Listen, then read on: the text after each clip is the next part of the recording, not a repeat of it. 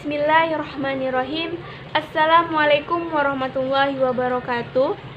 Alhamdulillah, wassalatu wassalam Rasulillahi Sayyidina Muhammad ibni Abdillah sallallahu alaihi wa ashabihi wasallam tasliman katsira. Sobat Qur'ani yang dirahmati oleh Allah Subhanahu wa taala, alhamdulillah kita masih diberikan umur panjang oleh Allah Subhanahu wa taala. Semoga kehidupan yang diharapkan oleh kita semua selalu dalam naungan yang dirahmati oleh Allah Subhanahu wa taala. Di kesempatan kali ini kita akan sama-sama belajar mengenai tafsir Quran surah An-Nas.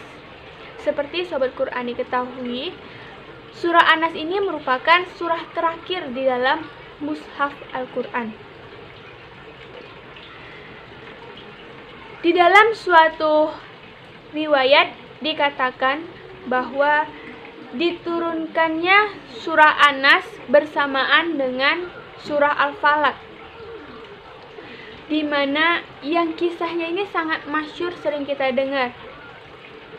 Bagaimana Rasulullah Shallallahu Alaihi Wasallam seusai dari Sulhul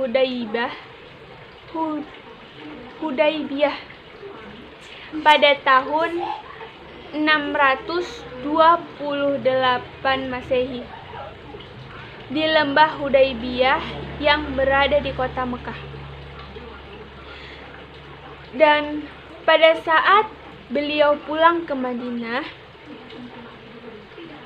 kaum musyrikin memiliki niatan buruk kepada Nabi Muhammad sallallahu alaihi wasallam. Mereka menginginkan Nabi Muhammad sallallahu alaihi wasallam disihir. Akan tetapi mereka tidak mampu menyihir Nabi Muhammad sallallahu alaihi wasallam. Hingga pada akhirnya kaum musyrikin datang menghampiri kepada salah seorang penyihir ulung yang terkenal di Madinah. Dia beragama Yahudi, bernama Lubaid bin Al-Aqsam. Nah, beliau inilah yang menyihir Nabi Muhammad sallallahu alaihi wasallam. Sampai di dalam riwayat disebutkan bahwa Nabi Muhammad sallallahu alaihi wasallam dalam keadaan tersihir, dikatakan hingga sampai beberapa bulan, ada yang mengatakan hingga 1 tahun. Nah, di sini ada sedikit faedah yang disebutkan oleh para ulama, bahwa walaupun Nabi Muhammad tersihir, bukan menandakan bahwa Nabi Muhammad sallallahu alaihi wasallam tidak bisa melakukan apa-apa. Akan tetapi, akibat sihir yang tertimpa kepada Nabi Muhammad sallallahu alaihi wasallam, Nabi Muhammad tidak bisa melakukan aktivitas seperti biasanya. Seperti sebelum beliau tersihir, Nabi Muhammad sallallahu alaihi wasallam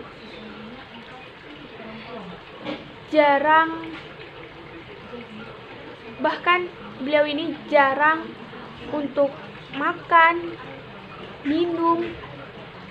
Juga beliau tidak bisa mengunjungi istri-istrinya, dan hal ini berlangsung cukup lama sampai malaikat Jibril membawa wahyu dari Allah Subhanahu wa taala,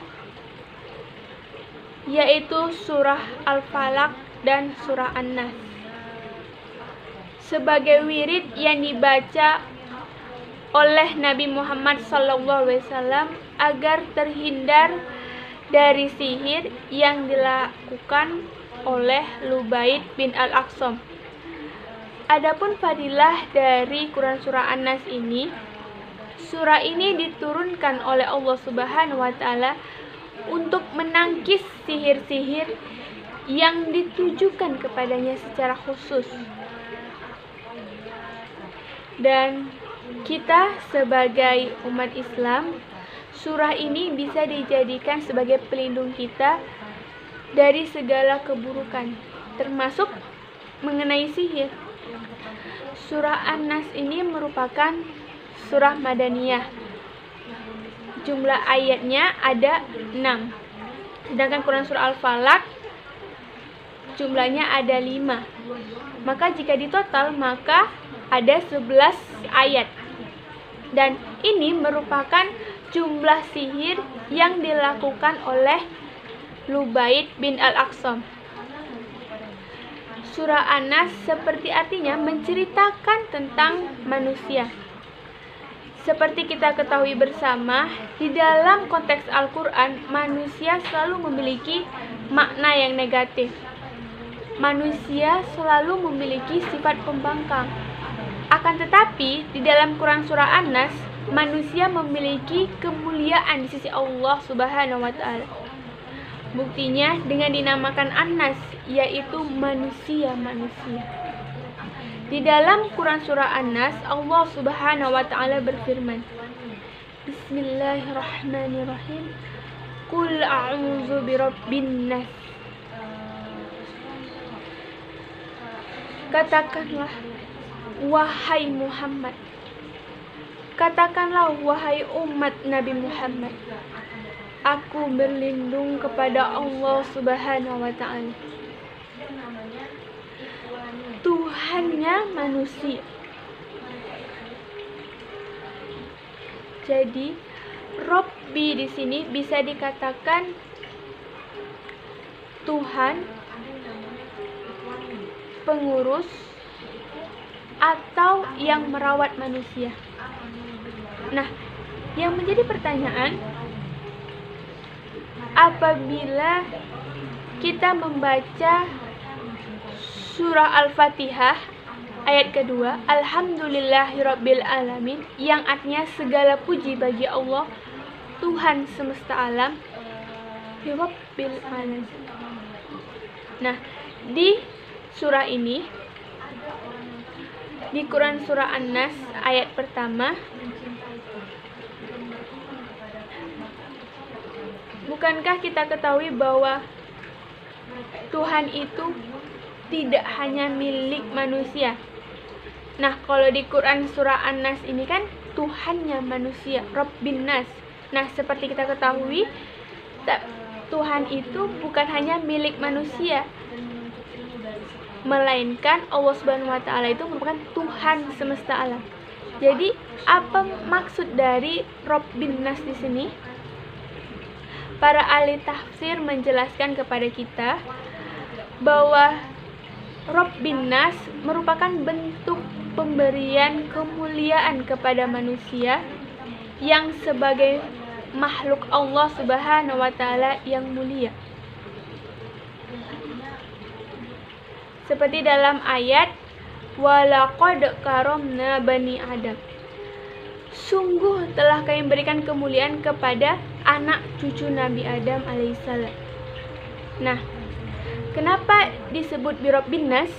Karena ayat ini menceritakan tentang bagaimana manusia diajarkan oleh Allah Subhanahu wa taala agar meminta pertolongan, perlindungan dari sesuatu yang membisikkan keburukan ke dalam hati-hati mereka.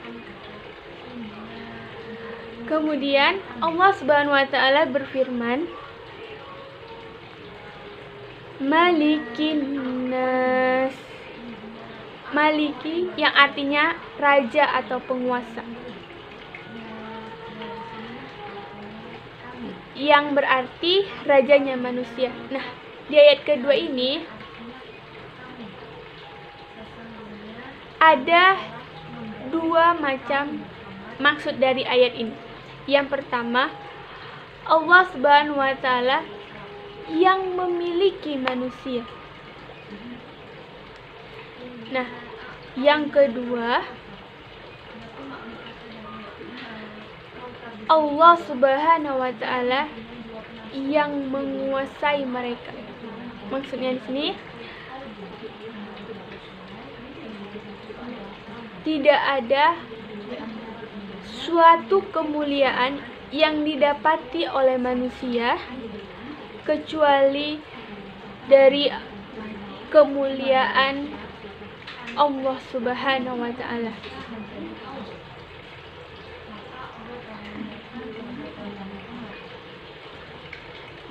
Nah, jadi ada dua macam maksud dari ayat kedua ini. Yang pertama tadi, Allah yang memiliki manusia. Yang kedua, Allah Subhanahu wa Ta'ala yang menguasai mereka. Selanjutnya, ayat ketiga, Ilahin nas. Allah Subhanahu wa Ta'ala adalah Tuhannya manusia. Tuhan di sini ialah Tuhan yang disembah, Tuhan yang dijadikan sebagai tempat memohon. Nah, itulah yang dimaksud dengan ayat ketiga. Dan di ayat ini ada faedah yang disebutkan oleh para ulama. Mengapa kata Anas itu disebutkan secara berulang-ulang? Bukankah di dalam bahasa Arab itu boleh digunakan kata ganti atau dikenal dengan istilah dhamir? Mengapa harus malikin nas? Kenapa nggak malikihim? Nah, disebutkan bahwa supaya kita merasakan nikmatnya menyebutkan nama manusia dengan penuh kemuliaan. Karena manusia telah diberikan kemuliaan oleh Allah Subhanahu wa Ta'ala. Maka di sini Allah Subhanahu wa Ta'ala ingin agar kita merasakan nikmatnya kemuliaan menyebutkan nama manusia di dalam setiap ayat yang ada di dalam Quran surah An-Nas ini. Nah, setelah menyebutkan beberapa hal yang berkaitan dengan isti'azah atau permohonan kepada Allah Subhanahu wa Ta'ala sebanyak 3 kali, yakni dari ayat 1 sampai ayat ketiga, maka kita akan memasuki ayat yang keempat. Min syarril waswasil khannas.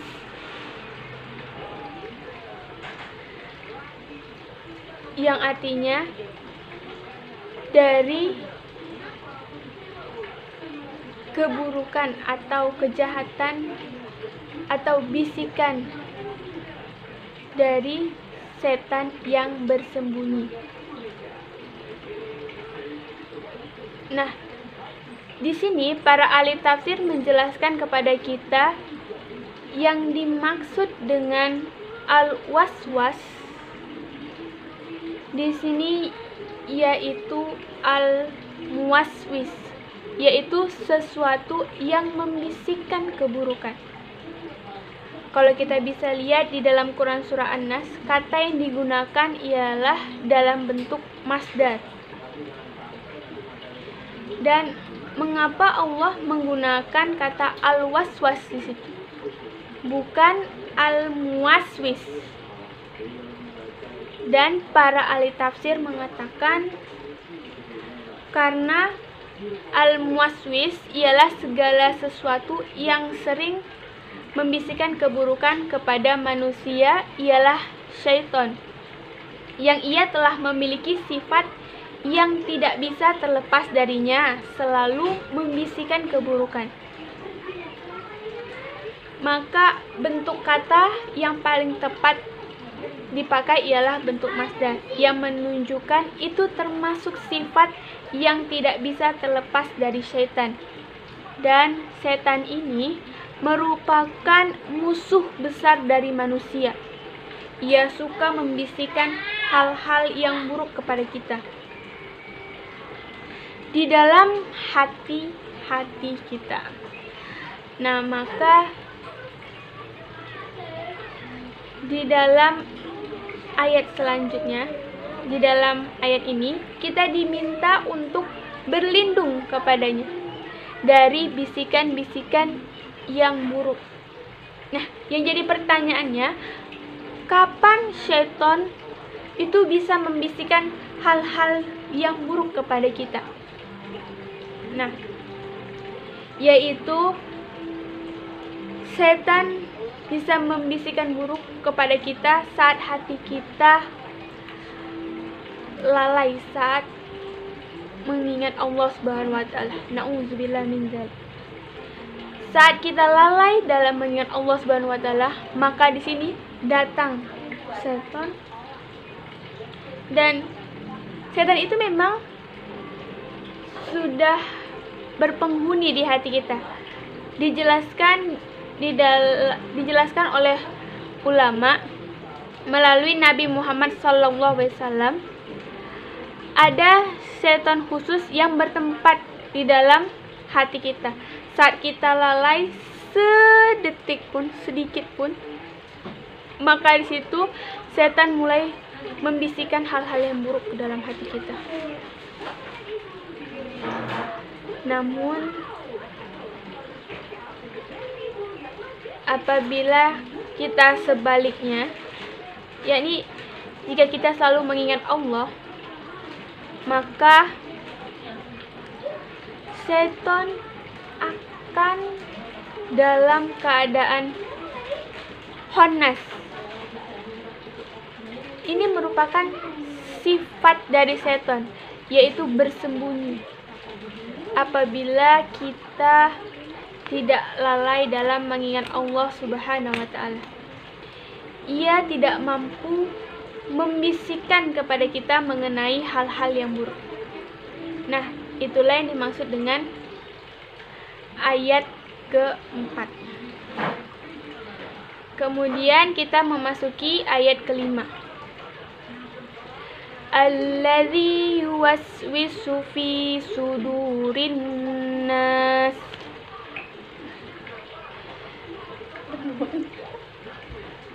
Yakni di dalam ayat kelima yang artinya yang membisikkan ke dalam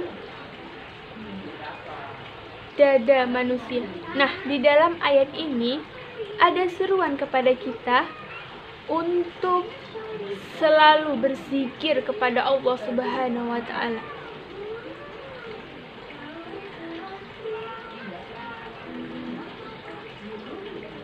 Kemudian kita memasuki ayat ke-6.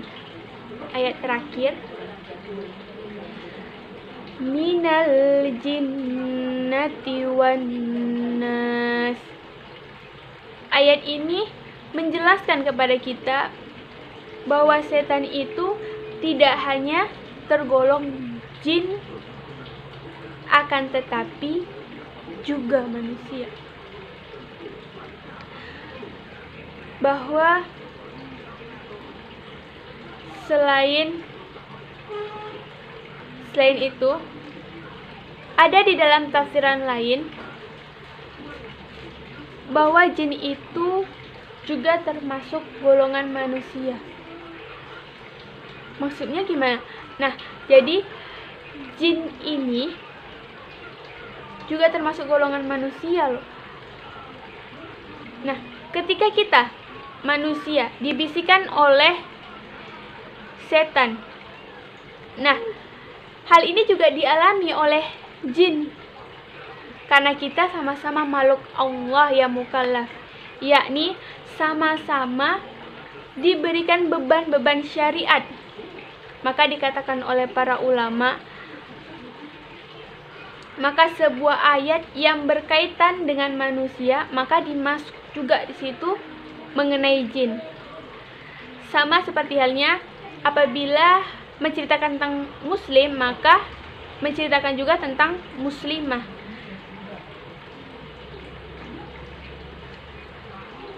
Dan di dalam ayat ini menyerukan kita agar kita selalu berzikir kepada Allah Subhanahu wa taala.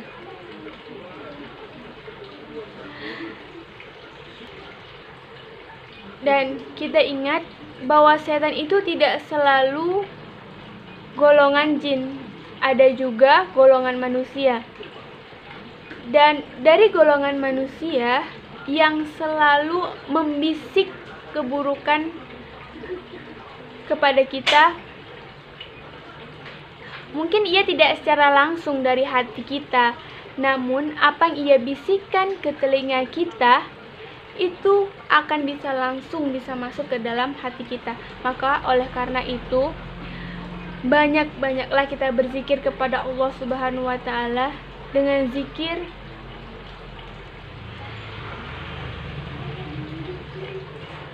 karena zikir itu akan mengantarkan zikir qalb atau zikir hal. Dan inilah secara singkat mengenai tafsir surah An-Nas yang dapat saya sampaikan.